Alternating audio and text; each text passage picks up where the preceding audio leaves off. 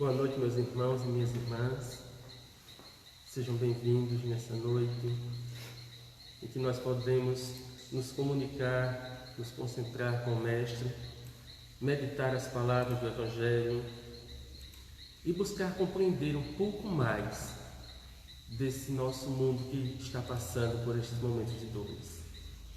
E nós vamos fazer uma reflexão com a primeira carta do apóstolo João. Eu vou ler a passagem e nós vamos conversar sobre ela, para podermos entender o tema da noite que diz que Deus é amor. Então, na primeira carta de João, no capítulo 4, nós vamos encontrar o seguinte texto: Amados, não creais a todo espírito, mas provai se os espíritos são de Deus, porque já muitos falsos profetas se têm levantado no mundo. Nisto conhecereis o Espírito de Deus. Todo espírito que confessa que Jesus Cristo veio em carne é de Deus. E todo espírito que não confessa que Jesus Cristo veio em carne não é de Deus. Mas este é o espírito do anticristo, do qual já ouvistes que há de vir, e eis que já agora está no mundo. Filhinhos, sois de Deus, e já os tendes vencidos, porque maior é o que está em vós do que o que está no mundo. Do mundo são, por isso, falam do mundo e o mundo os ouve. Nós somos de Deus. Aquele que conhece a Deus, ouve-nos. Aquele que não é de Deus, não nos ouve. Nisto conhecemos nós o Espírito da verdade e o Espírito do erro. Amados, amemo-nos uns aos outros, porque o amor é de Deus. E qualquer que ama é nascido de Deus e conhece a Deus. Aquele que não ama não conhece a Deus, porque Deus é amor. Nisto se manifestou o amor de Deus para conosco, que Deus enviou seu Filho unigênito ao mundo, para que por ele vivamos. Nisto está o amor, não em que nós tenhamos amado a Deus, mas em que ele nos amou a nós e enviou seu Filho para propiciação pelos nossos pecados. Amados, se Deus assim nos amou, também nós devemos amar uns aos outros. Ninguém jamais viu a Deus. Se nos amamos uns aos outros, Deus está em nós, e em nós é perfeito o seu amor. Nisto conhecemos que estamos nele, e ele em nós, pois que nos deu do seu Espírito, e vimos, e testificamos que o Pai enviou seu Filho para Salvador do mundo. Qualquer que confessar que Jesus é o Filho de Deus, Deus está nele e ele em nós. E nós conhecemos e cremos no amor que Deus nos tem. Deus é amor, e quem está no amor está em Deus. Nisto é perfeito o amor para conosco, para que no dia do juízo tenhamos confiança, porque, qual ele é, somos também neste mundo. No amor não há erro. Antes, o perfeito amor lança fora o temor, porque o temor tem consigo a pena, e o que teme não é perfeito em amor. Não, nós o amamos a ele porque ele nos amou primeiro. Se alguém diz, eu amo a Deus e odeia seu irmão, é mentiroso, pois quem não ama a seu irmão, ao que viu, como pode amar a Deus a quem não viu? E dele temos esse mandamento, que quem ama a Deus, ame também a seu irmão. E nós vamos meditar nesta carta à luz da doutrina espírita. Inicialmente, nós precisamos entender um conceito que nós temos de Deus. Todos nós que aqui estamos, que estão nos vendo ou nos ouvindo nesta noite, já vivenciamos mais de uma experiência reencarnatória. Neste momento, esta encarnação não é a nossa primeira. Ela é uma de várias. Mas ao longo dos séculos, nós fomos alimentados por uma falsa ideia de Deus. Diante da nossa ignorância espiritual, do nosso ignorância em conhecimento, os homens interpretaram Deus de uma forma humana. E é por isso que nós encontramos, ao longo do Antigo Testamento, na Bíblia, tantas referências a um Deus que parece mais um homem do que um Deus. Nós vamos encontrar várias referências de Deus que ele nos fala que Deus é ciumento, que Deus faz escolhas entre este e aquele. Por um exemplo, se nós lembrarmos da passagem onde Deus vai escolher entre os presentes doados por Caim e Abel, nós vamos entender que Deus faz uma escolha entre filhos. E que essa escolha de Deus gerou um problema de ciúme em Caim, que acaba cometendo o assassinato do próprio irmão. Aí nós vamos encontrar outras passagens da Bíblia que vai nos trazer um Deus que escolhe um determinado povo em detrimento de outros. Então aquela nação até se autoproclama a nação escolhida, a nação do Deus vivo. E existe uma referência muito grande que é chamado o Deus dos exércitos. Então nós temos em todo o Antigo Testamento nós temos uma visão de um Deus muito forte na questão física, um Deus muito julgador, um Deus que ele puxa mais, ele traz mais uma visão de temor do que de amor. Nós vamos encontrar que aqueles habitantes que são referenciados no Antigo Testamento, eles comentam mais do temor a Deus do que propriamente o amor a Deus. Então são homens e mulheres que viveram, espíritos hoje que podem estar encarnados neste momento, ou na reticidade, mas que viveram a compreensão de um Deus que ele era mais vingativo do que amoroso. Na realidade a gente não ouve esse termo de amor. Nós vamos ver sempre essa questão de Deus sendo apresentado como um Deus ciumento. E aí eu pergunto a vocês, porque essa frase está no Velho Testamento: Deus tem ciúmes, Deus é um Deus ciumento. Mas por que Deus precisaria ser ciumento? E o ciúme não é um sentimento inferior? Nós temos essa consciência. Então, como atribuir a Deus, um sentimento totalmente humano? Para a nossa inteligência, para a nossa compreensão, nós fomos ao longo da história atribuindo formas para Deus. Qual de nós que passou pela Igreja Católica não conhece a figura de Deus como um senhor de barba branca que está sentado a um trono? Então várias vezes a gente vai ver também passagens se referindo à mão de Deus, os olhos de Deus, como se Deus tivesse uma forma física, e essa forma física é característica humana. Mas nós somos espíritos, e Deus é espírito. Só que não é um espírito nosso, como nós, é algo muito maior. E aí é muito interessante essa questão da gente tentar compreender a nossa relação com Deus, porque ao longo dessa experiência, e eu estou falando dessa experiência agora, alguns de nós tivemos contatos traumatizantes com Deus, porque a figura de Deus nos foi apresentada como uma figura de temor, uma figura que condena, e que condena ao fogo de um inferno que não se apaga.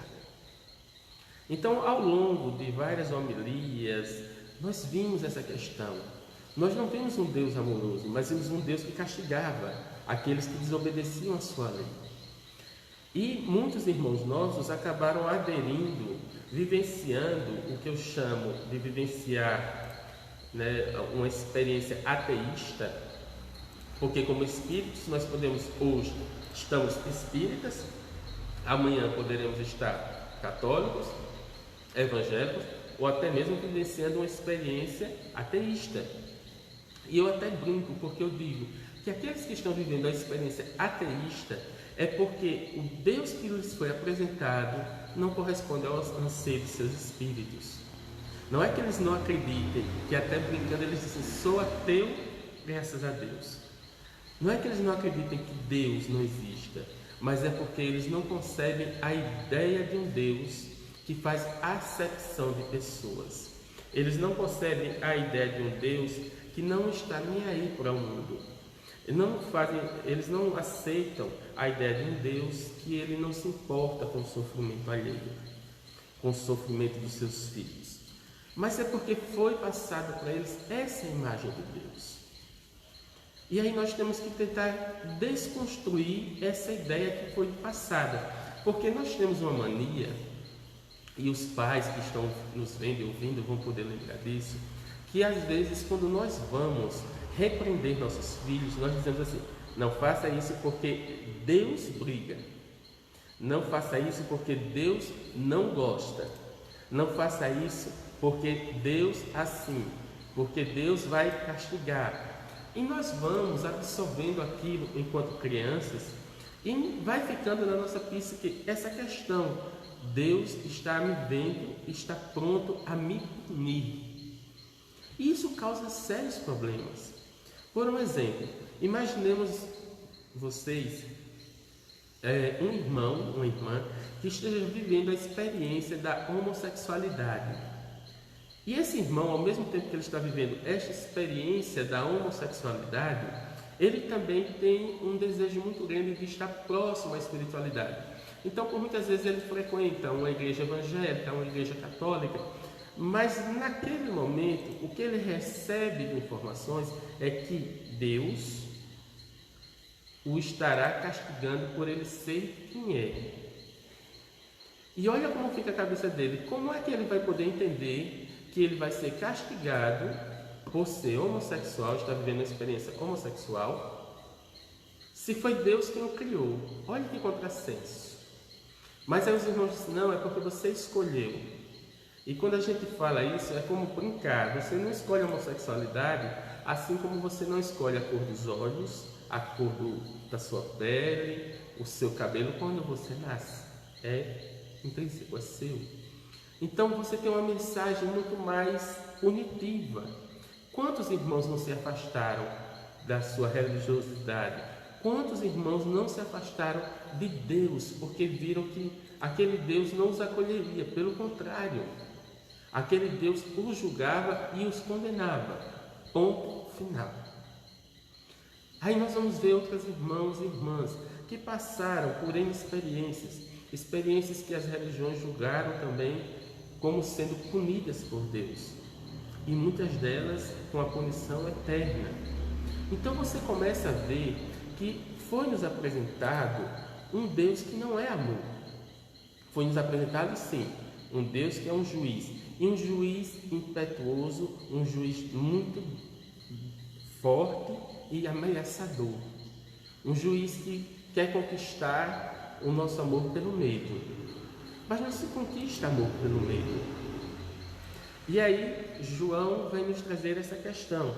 Ele faz, eu sempre tenho essa experiência comigo, que João, o Evangelho de João e as cartas de João, elas retratam um carinho muito grande, né? João era aquele discípulo que nas Escrituras está, o discípulo que Jesus amava. É ele que se reconforta no peito do Cristo. É ele quem está aos pés da cruz. A ele que é confiado Maria após a morte do Cristo. Então, ele tem assim um sentimento de amor muito grande.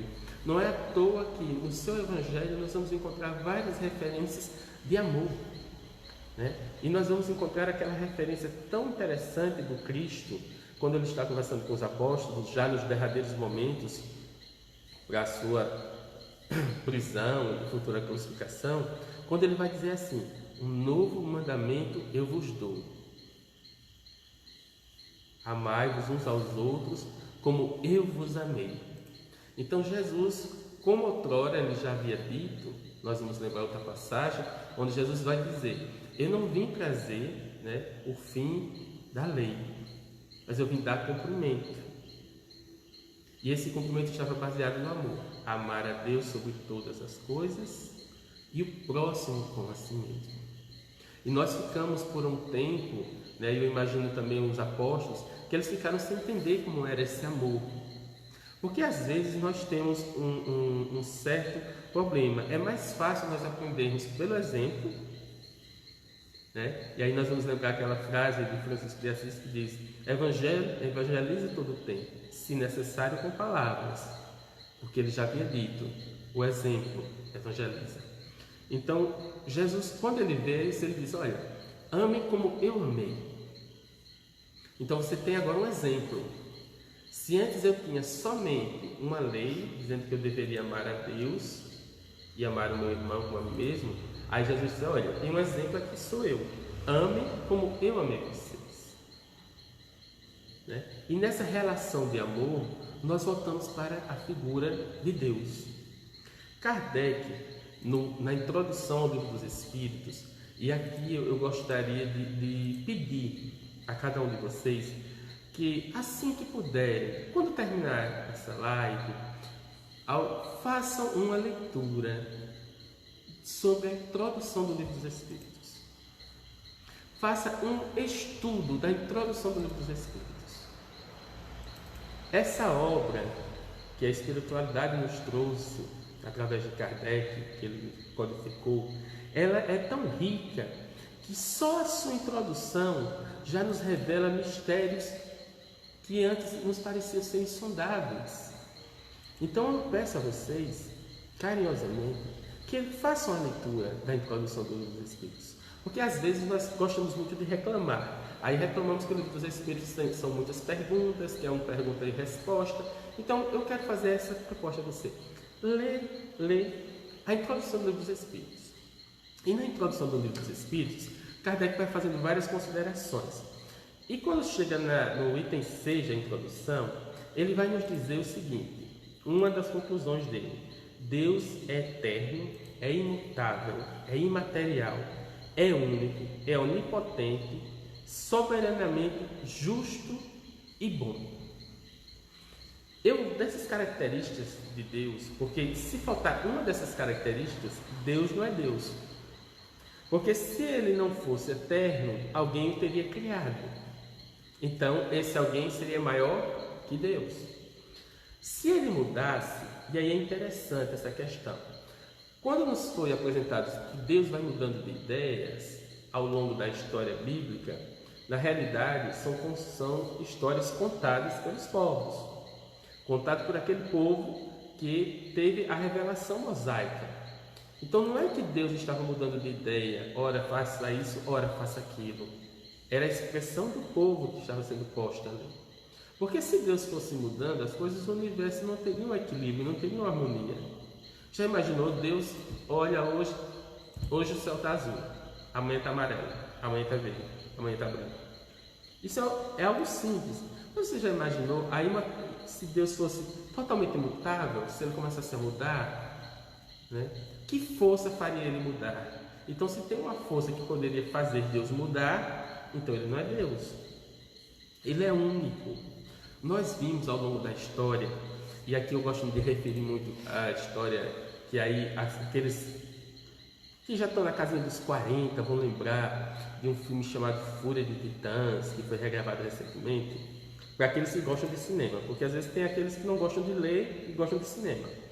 Mas se nós assistimos aquele filme, ele vai ter uma representação de deuses. E é interessante porque esses deuses, todos eles representam algumas características humanas.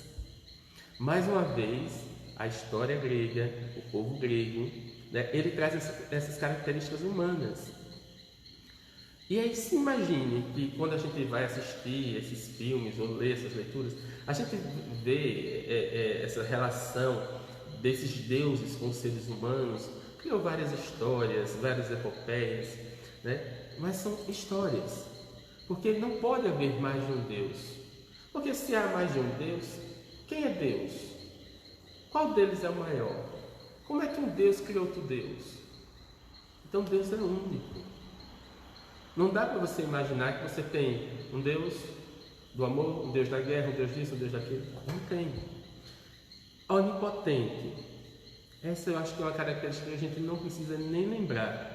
Porque se nós pararmos para ficar em frente ao espelho, observe a máquina corpo humano. Que perfeição! Que prova de um poder, de uma força maior, que através de funções biológicas consegue construir a máquina mais perfeita que há. Olha o sol, olha as obras de Deus, né? Kardec vai nos explicar que quando nós olhamos as obras de Deus, ele compara a quando você está olhando um belo quadro. Você vê o quadro, sabe que aquele quadro, por exemplo, quando nós olhamos o quadro da Mona Lisa, aquele quadro da Mona Lisa nós olhamos e lembramos automaticamente do autor do quadro. Quando nós olhamos a natureza, quando nós nos olhamos no espelho, quando nós olhamos tudo, nós lembramos que tudo isso foi produzido por Deus. Ele é o autor de toda essa obra, onipotente. Mas aí vem o finalzinho de uma das características, que é quando Kardec diz que ele é soberanamente justo e bom.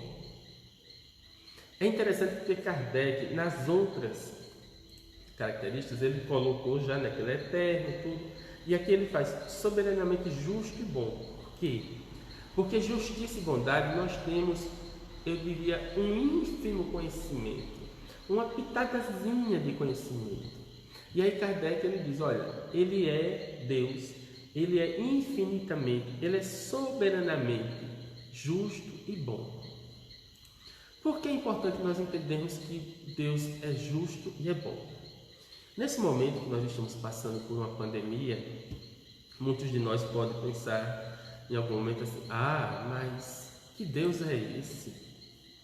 Que deixa tantos filhos morrendo?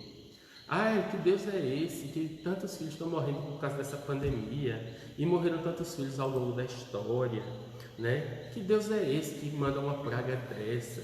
E aí nós vamos começar a refletir, né? É o que muitos irmãos às vezes não aceitam e acabam enveredando pelo caminho, como nós já falamos, pelo caminho do ateísmo. Mas vamos refletir. Quando nós paramos para pensar nessa questão, e agora a gente vai trazer essa questão local da pandemia, nós estamos vendo um fato desta encarnação, desse momento. Então, quando você pensa assim, mas fulano de tal morreu pela pandemia, como Deus foi injusto. Nós estamos nos relacionando por uma foto do momento da encarnação. Nós não sabemos qual é a proposta reencarnatória daquele irmão que retorna em virtude da pandemia para o plano espiritual. Nós não sabemos. Nós não sabemos se aquilo era necessário. Nós não sabemos, por exemplo, quais os sentimentos que o desencarne daquele irmão causou na família que ele tinha, que às vezes estava muito desunida, e agora, pela dor, ela consegue se reunir, se amarem, se transformarem.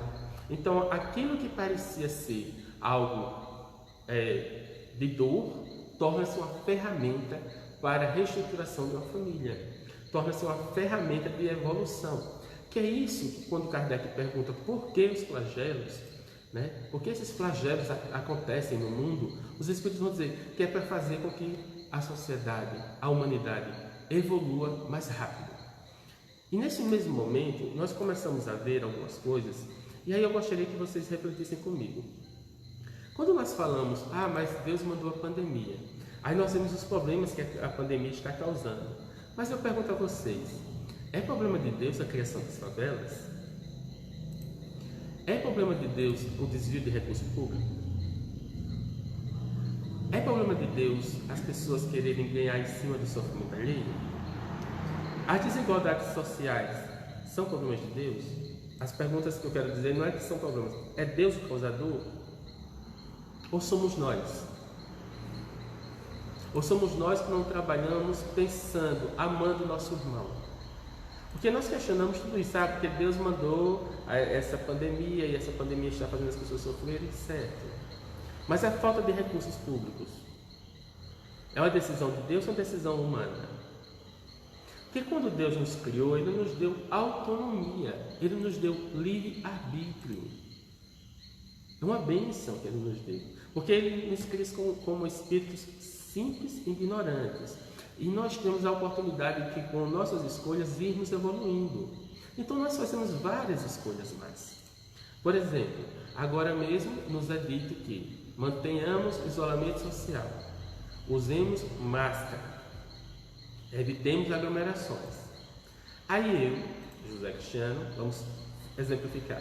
Estou sabendo de todas essas restrições, mas aí eu decido fazer uma festa na minha casa, convidar não sei quantas pessoas, né? Tá todo mundo sem máscara, tá todo mundo bebendo, tá todo mundo ali apertado, e por um acaso do destino eu desenvolvo o corona. Eu posso culpar Deus? Eu posso dizer que Deus não me ama? Não posso, porque foram decisões minhas. Ah, Cristiano, mas e quando a pessoa tem um câncer? E quando a pessoa desenvolve uma doença? Gente, à medida que nós vamos estudando a doutrina espírita, nós vamos entendendo que cada pessoa tem um planejamento espiritual para a sua reencarnação. E esse planejamento espiritual, por mais estranho que nos pareça, às vezes, né, pelas dores que nós verificamos, mas na realidade são momentos que a gente está retificando passados delictuosos. As dores são semelhantes à dor do parto. Aquelas mulheres que passam pela experiência do parto, elas alegam sentir muita dor, mas a partir do momento que a criança nasce, é como se aquela dor fosse esquecida pela alegria da conquista do filho que chega. Então essas dores para nós, essas dores que estamos vivenciando, serão motivos de alegria no futuro espiritual que nós vamos aprender com elas. Porque Deus é um Pai amoroso que educa. Por exemplo, muitas vezes o seu filho, a sua filha não quer ir para a escola. Ele acha horrível ir para a escola. Mas você, que sabe o melhor para o seu filho, leva ele para a escola. Ele faz aquele escândalo, ele chora, ele se debate. Você conversa com ele, você ajeita, mas você deixa ele na escola. Porque você sabe que é o melhor para ele. O seu filho precisa tomar a vacina. E aquela vacinazinha dói. Você sabe que ele vai chorar. Mas você leva ele para tomar a vacina. Porque você sabe que é necessário que ele tome a vacina para evitar maiores problemas. Isso é amor. Mas para a criança, naquele momento, parece que você não a ama. Parece que você não gosta dela. E muitas vezes eu vejo essa relação nossa com Deus. Nós somos a criança que acha que Deus não gosta de nós. E aí vem João e nos diz, olha, Deus é amor, entendam isso. Deus é tão amoroso conosco que Ele nos deu a oportunidade, a bênção da reencarnação. Porque dentro de sua sabedoria, ele tinha consciência plena que nós não conseguiríamos, como os filhos dele, evoluirmos numa única oportunidade. É pouco tempo para isso. Então ele nos dá a bênção da reencarnação. Ele nos dá a bênção de esquecermos os erros passados, para conquistarmos novos méritos e compensarmos aquilo que fizemos de errado. Ele nos ama, permitindo que chova. Agora aqui em Arapiraca está chovendo. E o interessante é que chove sobre os bons e sobre os maus. Quando fizer sol, vai fazer sol sobre os bons e sobre os maus. Sobre aqueles que vivem hoje mais retos dentro da lei do amor e aqueles que ainda não vivem. Porque Deus não faz acepção de pessoas. O homem, sim, esse faz acepção. É tão interessante que nós temos a mania de fazer acepção, que se nós pegarmos lá no Antigo Testamento, nós fazemos a seguinte acepção: o meu Deus, que é o Deus de Israel, é melhor do que o seu Deus. Passa-se alguns séculos. Aí começamos a nos apropriar. Cada religião se apropriou do seu Deus, da sua forma. E aí a minha religião tem o meu Deus, e o meu Deus me protege, me abençoa, que não é o seu Deus. E o interessante é que é um único Deus. O católico, o evangélico, o espírita, todos nós, todos que somos cristãos, nos referimos ao mesmo Deus. Não é outro. Não há outro. Nós estamos nos referindo ao mesmo Deus. Ah, Cristiano, mas aqueles irmãos que estão vivendo em religiões hinduístas, budistas, cada espírito está vivendo sua experiência religiosa neste momento. Mas todos eles, todas as experiências, quando bem vividas e quando interpretadas com amor, elas nos levam a evoluirmos moralmente. E à medida que evoluirmos, vamos atingindo aquilo que Deus preparou para nós. Porque Deus, Ele nos criou para sermos anjos. Nós estamos fadados a ser anjos. Agora, quando nós vamos nos tornar, é uma decisão nossa. Porque Deus nos deixou isso. Olha, a decisão é sua. Você pode andar mais rápido, você pode andar mais devagar, mas a decisão é sua. Você vai chegar. Cada um vai decidir. É como se nós saíssemos de um ponto X e fôssemos a outro ponto. E cada pessoa escolheria uma forma de ir. Então um poderia ir numa bicicleta, outro numa motocicleta, outro num carro, outro a pé. Todos chegariam, só que chegariam em momentos diferentes. Mas todos chegariam ao seu objetivo. Então, quando nós conseguimos entender essa questão de justiça e de bondade de Deus, nós conseguimos absorver esse momento. Nós conseguimos entender que as dificuldades que nós estamos passando na vida não são castigos, são provas e oportunidades de melhoria para nós. E aí nós vamos começar a entender por que é que Jesus falava tanto de amor. Porque entre esses atributos, né, quando nós falamos que Deus é amor, quando Kardec vem trazer, né, que Deus é soberanamente justo e bom, né? E é tão interessante porque quando dizem no Antigo Testamento, há um momento que uma pessoa diz com Jesus que ele é bom, Jesus é bom somente Deus, né? E aí Jesus vai nos ensinando essa questão de amor. Porque ele disse em um momento, eu e o Pai somos como um, porque ele já comunga do amor, né? Às vezes nós pensamos assim, eu queria ver Deus, eu queria entender Deus. Gente, não é o momento de querer entender Deus, não é o momento de querermos entendê-lo, é o momento de amá-lo, é o momento de buscar vivenciar o que ele nos ensina. E aí Deus ele sempre mandou mensageiros para nos orientar, né? Como espíritas, o nosso grande mensageiro é o Cristo, né? Nosso exemplo, modelo, guia. E como modelo, como guia, como pastor, ele vai sempre nos ensinando que nós devemos amar. Porque como ele diz que ele e o Pai são como um, porque eles vivem esse amor, essa relação de amor, ele é como se fosse uma luz que reflete o próprio sol divino. Então o sol, nós recebemos aquela luz do sol, ela não vai nos aquecendo, mas não é a mesma intensidade do sol à medida que a gente se aproxima. Então Jesus vem nos trazer a luz de Deus para o nosso momento.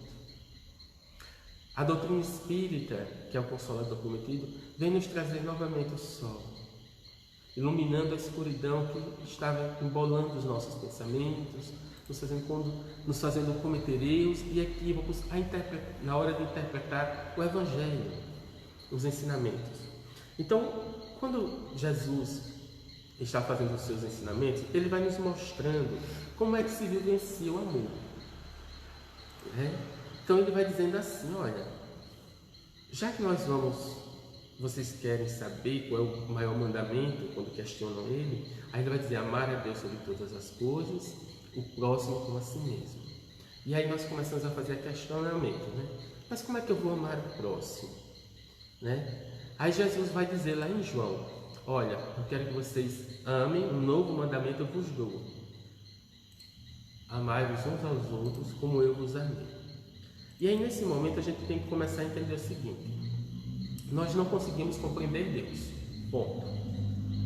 Nós entendemos que Deus é justo e bom. Cristiano, mas eu não consigo entender isso. Não, você não entende agora, eu também não entendo agora, a gente vai entender mais adiante. À medida que nós formos evoluindo, nós vamos conhecendo a Deus, nós vamos vivenciando o amor de Deus. Então nós temos que nesse momento partir. Se Deus manda Jesus como meu mensageiro, como o meu pastor, o meu caminho, então o que é que Jesus vai? Como é que Jesus vivenciou esse amor? Vamos entender como era a época que Jesus viveu. Quando Jesus viveu ali na Galileia, naquela região, existia o que ainda hoje existe. Pessoas corruptas, irmãs que estão vivendo na prostituição, irmãos, porque prostituta não é só a mulher, o homem também. Existia pobreza, muita coisa que ainda perdura, porque enquanto humanidade nós ainda não conseguimos evoluir moralmente como conseguimos evoluir intelectualmente. Mas naquele cenário, Jesus ele vai sempre apresentando propostas de amor. E essas propostas de amor, ela passa exatamente por compaixão pelo outro, né? Kardec vai perguntar assim, olha, como era que Jesus entendia caridade? Porque caridade é o amor em ação. Caridade é uma palavra que no seu âmago, no seu interior, ela está relacionada ao amor ágape, o amor transcendental, que não é o amor sexual, não é o amor de pai com filho, mas um amor muito maior. Então os Espíritos vão dizer, olha, Jesus entendeu o amor assim, caridade, sendo bom para com todo mundo, sendo indulgente, perdoando as ofensas. Então são formas de amar, ser bom com todo mundo. E é uma característica de Deus, porque Deus é bom com todo mundo. Às vezes a gente fica dizendo assim, mas fulano de tal. Olhem se vocês não ouviram essa frase. Pode ser que vocês não tenham ouvido, mas eu ouvi. Era bom que o corona levasse fulano. Que pensamento caridoso nosso, não é? Às vezes a gente tem a capacidade de pensar uma coisa dessa. Fulaninho de tal foi embora. Era melhor que tivesse sido fulano. Aí eu vou fazer agora uma experiência com vocês. Vamos imaginar, né, o senhor Zezinho de tal, ele tem 3 filhos, Mariazinha, Pedrinho e Joãozinho. Desses 3 filhos, o Joãozinho é o mais danado. O Joãozinho quebra as coisas dentro de casa, o Joãozinho bate o pé, o Joãozinho empurra a comida porque diz que não quer comer, o Joãozinho não quer ir para a escola, o Joãozinho não quer nada com nada.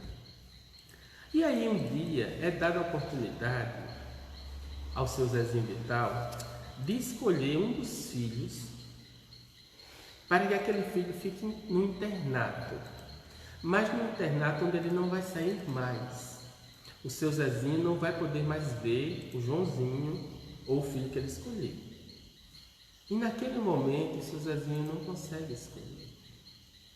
Porque apesar do Joãozinho ser tão trabalhoso, ele é filho dele.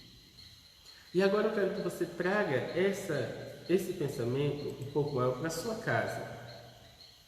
Você que está me ouvindo, está me vendo. Às vezes você tem aquele filho que é mais danadinho, que é respondão, né? Aquele filho que às vezes já está na adolescência, que quer fazer as coisas do jeito dele, né?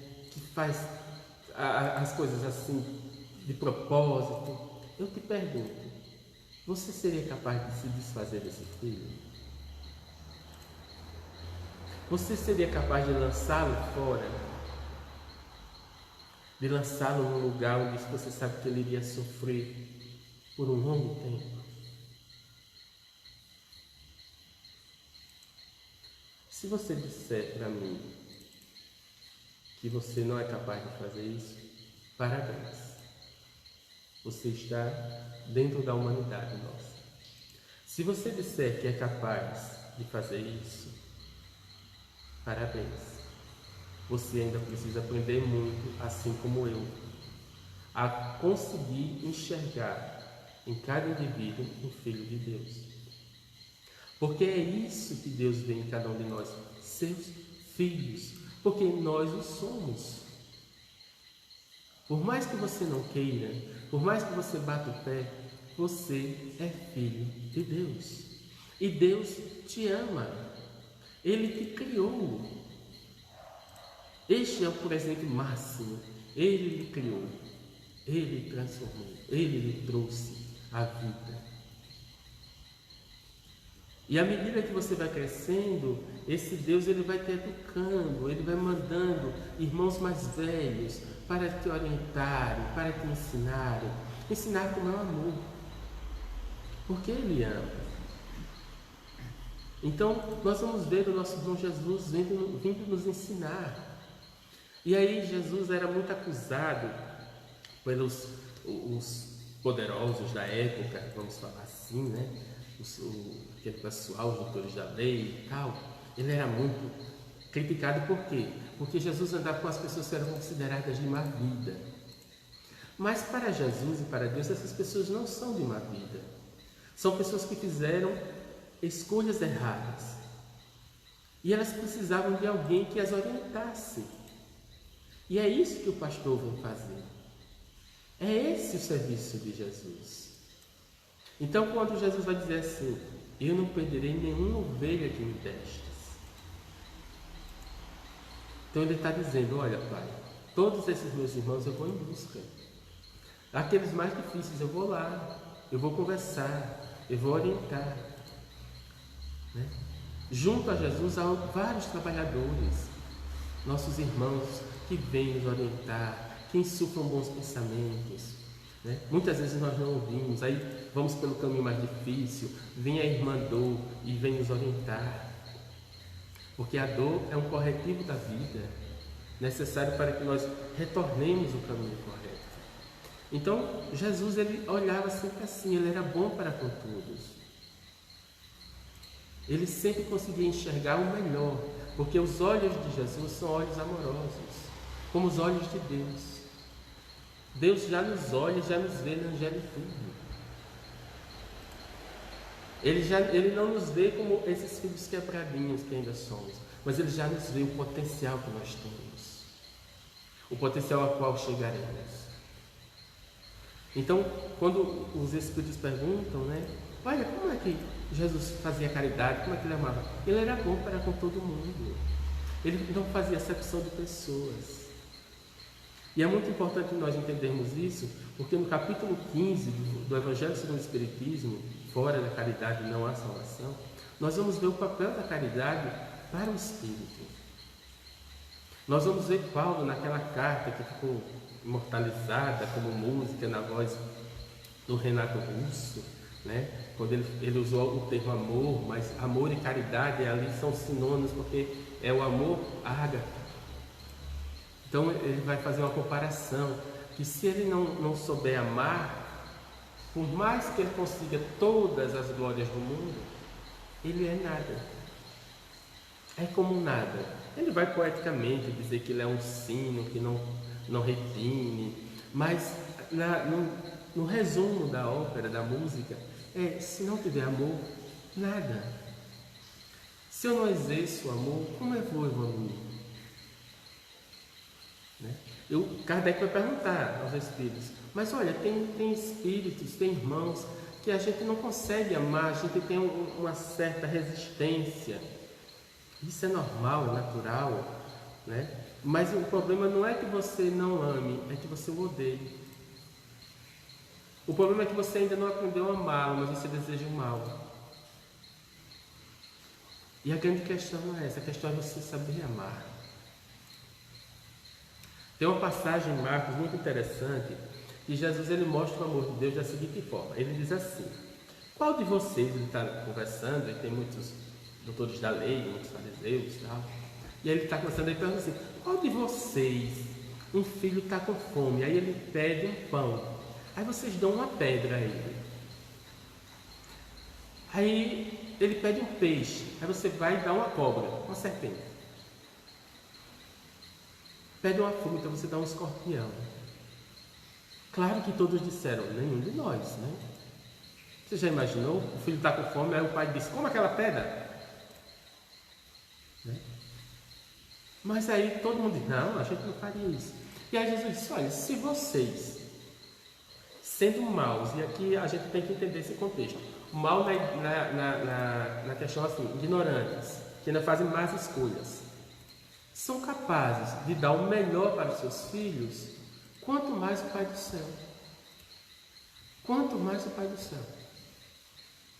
É que nós ainda não conseguimos enxergar isso.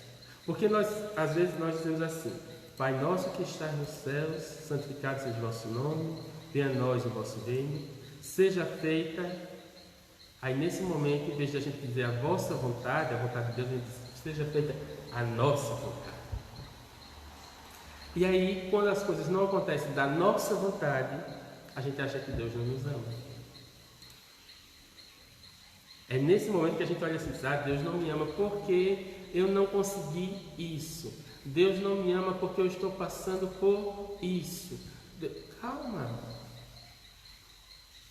Será que Deus só te ama se tudo estiver correndo do jeito que você acha que as coisas devem ocorrer? Deus só te ama se você não tiver nenhum problema para resolver? E como é que você vai aprender? O aluno só aprende na escola se tiver exercícios, né? Hoje nós sabemos que não é só prova escrita ou prova oral, mas ele tiver exercícios que demonstram as habilidades que ele está aprendendo. Se não houver aquilo, ele vai passar o ano escolar todo e você não sabe se ele aprendeu. E claro que para o aluno é uma dificuldade, né? Quantos de nós, quando passamos pelo banco escolar, não achamos tão complicado aquelas fórmulas matemáticas ou as regras do português, que são infinitas, né? Mas nós tivemos que aprender aquilo para poder seguir, para poder subir um degrau, uma série. Não é diferente na nossa evolução espiritual. Muitas vezes a dor chega para nos fazer impulsionar, acharmos uma solução. Chega a dificuldade para nós buscarmos a nossa superação, né? Nós temos que lembrar que ainda estamos num planeta de provas e expiações. Estamos num momento de transição planetária, mas que neste momento ainda existem essas provas que nós necessitamos passar até chegar ao plano de regeneração.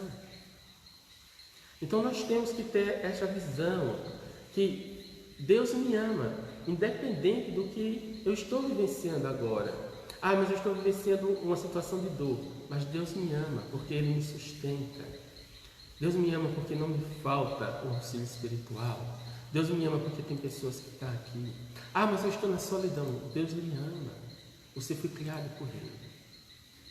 Não tenha dúvida, né? Então, quando João vem nos trazer que Deus é amor, né, ele faz toda uma exortação, né? E é interessante porque ele, no finalzinho ele vai dizer assim, né? Se alguém diz que ama a Deus e odeia o seu irmão, é mentiroso. João é muito claro, é mentiroso. Então muitas vezes eu e você, nós agimos como mentirosos, porque nós somos capazes de dizer que amamos a Deus, mas somos capazes ao mesmo tempo de odiarmos o nosso irmão, de desejarmos o mal ao próximo, de ver o nosso irmão passando por uma dificuldade e dizermos bem feito. Ah, ele fez comigo bem feito. Não foi esse o ensinamento que Jesus nos deu. Quando Jesus nos disse assim, se alguém te bater numa face, dá a outra. O que era que ele queria dizer? Não revide, não age igual como o outro. Seja diferente, perdoe. Mas a gente não. A gente gosta parece que muitas vezes a gente gosta daquela lei de talião, né? Fulano fez, ele merece.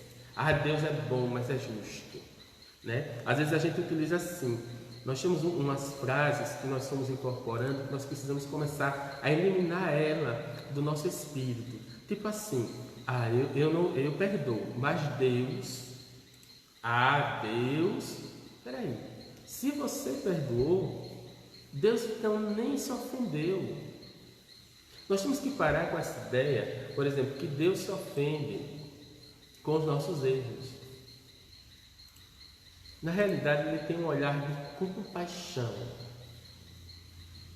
Por exemplo, quando você vê o seu filho, que ele está aprendendo a andar, está engatinhando e ele cai, né? Aquela quedinha ali, você se assusta tudo, mas você fica feliz porque sabe que ele caiu e vai levantar e vai tentar de novo. Então Deus, ele também tem essa visão.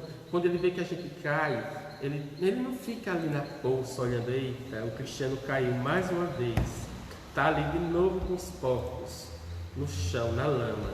Não, ele já olha assim, olha, o Cristiano caiu mais uma vez, mas agora ele deve aprender, ele vai se levantar, né? Jesus nos apresentou muito bem isso na parábola do filho pródigo, né? Aquele filho que é uma representação muito bela que Jesus nos traz, né? Daquela questão do pai com o filho decide que quer fazer as suas próprias escolhas erradas, né? Mas ele representa muito bem naquela parábola o amor de Deus.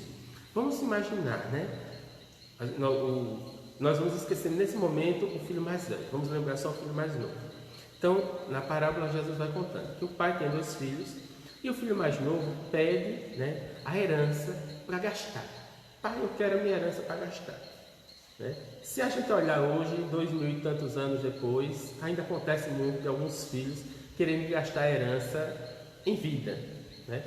E aí, o pai, né, mesmo não aceitando, mas é uma escolha do filho. O filho tem um livre-arbítrio, o pai permite dar herança. E o filho sai no mundo, faz as escolhas mais erradas possíveis. E à medida que ele vai fazendo as escolhas erradas, ele vai gastando a herança dele, né? Vai gastando a vida. E aí chega um momento que ele está tão para baixo, ele gastou tudo, ele descobre que as amizades que ele imaginava que ele tinha, na realidade não eram amizades, eram algo interesseiro. E aí ele se encontra simplesmente alimentando porcos. E não é que aqui a alimentação dos porcos seja uma tarefa menor do que outra, mas é para exemplificar que ele tinha uma condição espiritual, né, vamos dizer, dos bens, e ele decidiu se desfazer daquilo tudo para poder vivenciar uma experiência errada, errônea, né? Ele se desfez de tudo. E à medida que ele vai ali alimentando os porcos, ele começa a pensar, a reavaliar as suas atitudes, né? E aí ele fica se reavaliando, pensando, poxa, né? O meu pai, ele dava os conselhos, mesmo não concordando, mas lá os funcionários dele tinham mais alimento do que eu, né? E ele chega até a comer da comida dos porcos. E aí ele decide, eu vou retornar para o meu pai, né? Eu vou refazer o caminho. Então ele tinha feito um caminho se distanciando. Quando a gente se distancia de Deus, o que é que está acontecendo? Nós estamos fazendo as escolhas erradas, então estamos nos distanciando do que é bom, nós estamos nos distanciando do que é belo, nós estamos nos distanciando de tudo aquilo que nos aproxima da nossa angelitude, né? Nós estamos assim, meio que em vez de seguir reto, como o Espírito não retorna, a gente vai andando de banda que nem caranguejo. E aí ele faz essa escolha e vai, né? Mas é interessante quando você pega no Evangelho a reação do pai. O pai, quando avista o filho, ele corre ao encontro do filho e o abraça e o beija. E o filho vai dizer que errou tal, que merece ser, mas ele não está nem aí para isso, né? No Evangelho, na narrativa de Jesus, o pai não vai perguntar, não, porque você fez isso, porque você fez aquilo, não. Não, pelo contrário, ele chama os trabalhadores, diz, olha, tragam uma veste, tragam um anel, o meu filho estava morto, retornou à vida. É toda uma alegria. Essa é a alegria do pai.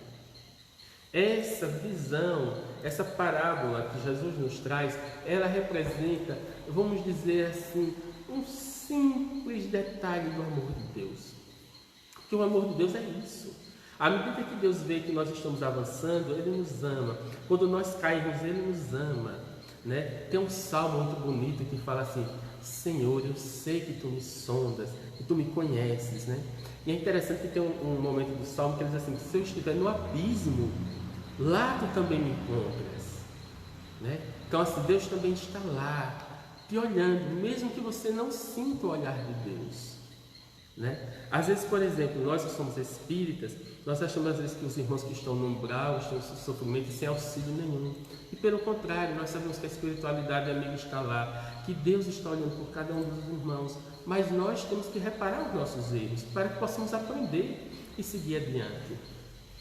Então, quando nós conseguimos enxergar esses conceitos, que as escolhas que nós fazemos é que nos levam a certas situações, que muito do que nós estamos vivenciando é para o nosso aprendizado, nós conseguimos desconstruir essa ideia de um Deus carrasco, de um Deus que julga e que pune, para um Deus que ama, para um Deus que é impossível, e aqui eu posso dizer, sem sombra de dúvidas, impossível para Ele desistir de nós.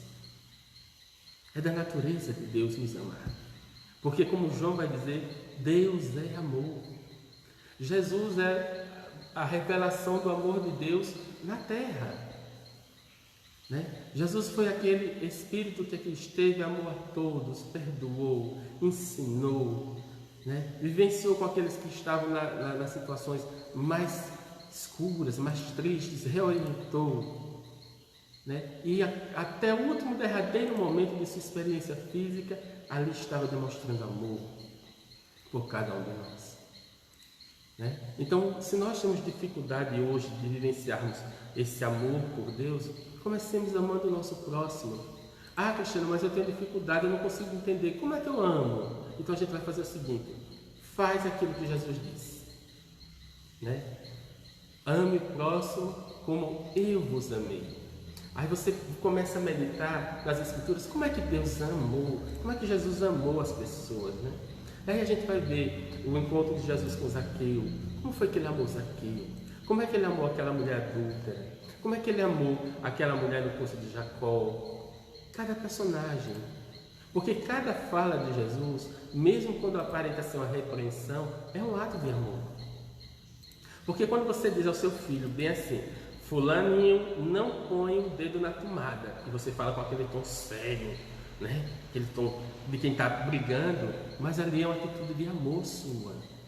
Porque você está explicando a ele que se ele botar o dedo na tomada, ele vai sofrer, ele vai ser eletrocutado. Quando você diz, não bota a mão no fogo, não mexe na panela quente, né? E geralmente a gente dá um tom mais forte, mais grosso na voz. Não é porque a gente não ama, mas é porque a gente está fazendo a correção. Então, mesmo quando Jesus aparentava estar falando num tom mais incisivo ali, era com amor. Nesse momento que a pandemia está reverberando o orbe, mas o amor de Deus não deixou de existir. Eu quero convidar a cada um de vocês aqui, nessa noite, nesses últimos minutos dessa nossa conversa, para refletir que mesmo diante dessa pandemia, o mundo não está perdido. O mundo não está à deriva. Jesus continua no barco. Nós ainda somos medrosos. Ainda estamos como os apóstolos, naquela noite em que as ondas açoitavam. E o Evangelho vai dizer que Jesus repreendeu o mar e o vento e ele parou. O que isso quer nos dizer, essa representação? Que não se turbe o nosso coração. Busquemos a paz em Cristo. Porque a paz em Cristo não é a ausência de problemas, não é a ausência de dificuldades, mas é a ausência, a total ausência de desespero, de desesperança. Então confiemos em Deus. Tenhamos a certeza que somos amados por um Deus incrível, que Jesus nos ensinou a chamar de Pai, mas Ele pode ser mãe, Ele pode ser filho, porque Deus é muito mais do que a nossa concepção de homem e mulher. Deus é o princípio de tudo, é a força primeira de tudo. Então se entregue a essa força. Cristiano, eu tenho dificuldades para me relacionar com Deus, porque às vezes eu me acho muito distante dele. Se relacione então com Cristo. Se a nossa mente ainda não consegue conceber essa ideia tão grande de um Deus que é todo soberanamente bom e justo, lembremos do Filho dele. Ele que disse que é o bom pastor. Ele que é a porta que leva ao Pai. Ninguém chegaria ao Pai senão por Ele. Por quê? Porque Ele ensinou todos a amar. Independente do que você fez, independente de qual tenha sido os seus erros, Deus te ama. E agora é a oportunidade de você se reconduzir. Todos nós já fomos um Paulo, um Saulo da vida. Todos nós já caímos do cavalo nos nossos erros. Mas todos nós temos a oportunidade de nos levantarmos e entrarmos na cidade, conforme Jesus disse a Paulo, quando ele perguntou, o que queres que eu faça? E ele disse, entra na cidade, nada mais. Quer dizer, siga o que eu digo. Então todos nós temos essa oportunidade. E assim um dia chegarmos como Paulo a dizermos, já não sou eu que vivo, mas o Cristo que vive em mim. E como Cristo e Deus vivem nessa relação de amor, nós também vamos viver um dia. Tenha certeza, Deus te ama, Deus é amor. Uma boa noite.